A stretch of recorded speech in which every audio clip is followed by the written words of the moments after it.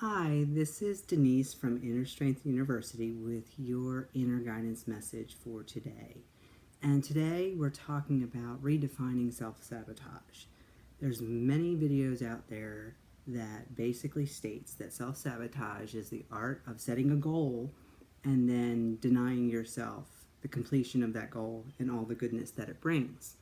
We're going to take it from a whole different level, seeing it from the spiritual aspect.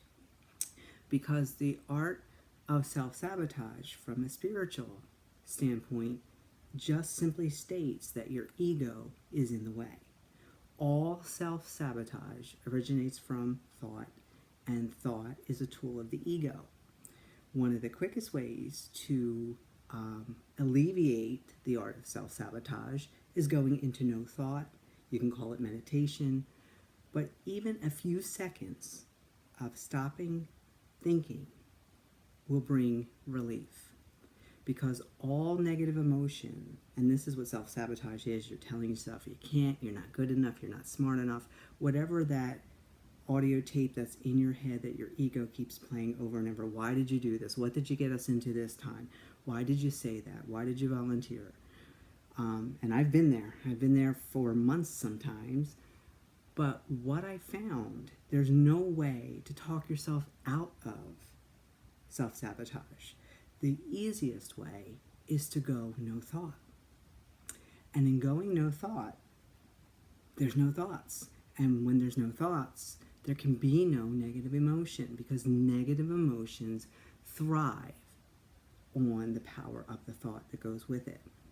And at the very least, when you stop thinking thoughts, especially negative ones, you will go to a neutral, centered place.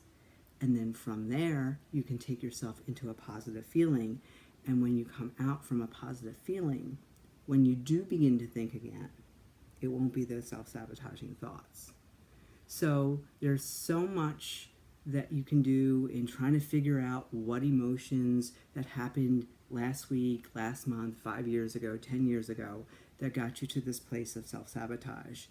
But why would you do that? It would be like the equivalent of being in your car, going from your house to a destination, and halfway making a wrong turn, and then saying to yourself, well, I got to start all over again. Let me go back to the beginning and figure out what I did wrong. That would make no sense.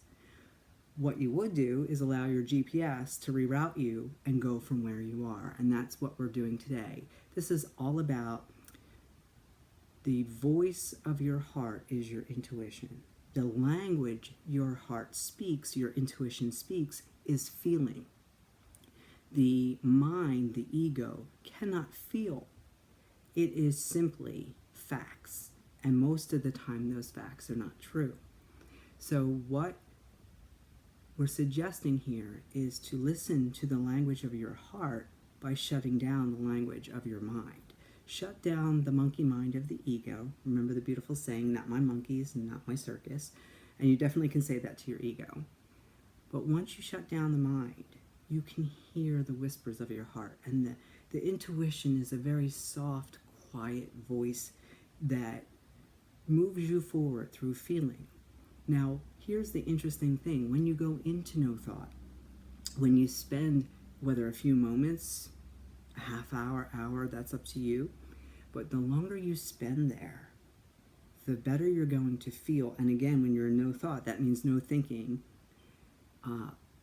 When the feeling begins to overwhelm you and the intention has already been set that you want to do this thing long before you stop thinking about it, you will come out of no thought and either automatically move into whatever step is needed, or be able to think the positive thoughts that you need, which will then lead you to the step.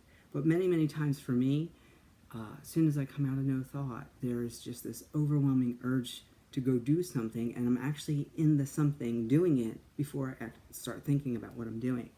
And then when I start thinking about what I'm doing, it kind of slows it down a little bit. So I've learned to stay in no thought as much as I can.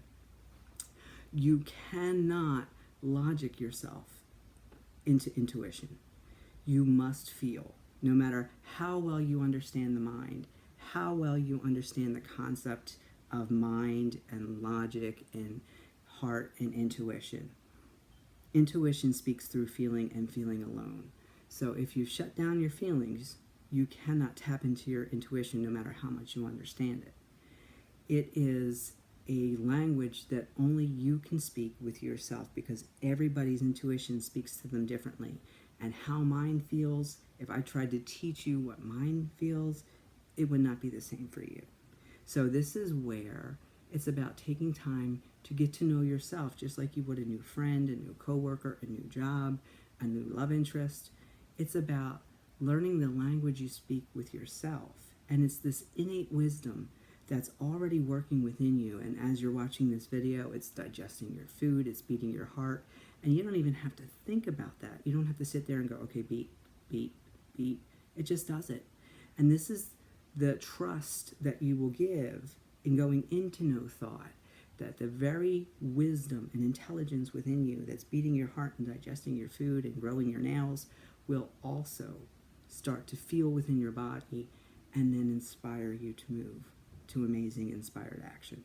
So no more self-sabotage. I have had amazing things that kind of almost had me crippled last year, but now are just flowing. And the less I think about it, the more it flows. And that is my hope for you, my gift for you through this video and email and discussion today. So we hope you have an amazing day. Know that you are loved beyond reason. And we are so happy to be here interacting with you. Have an amazing day.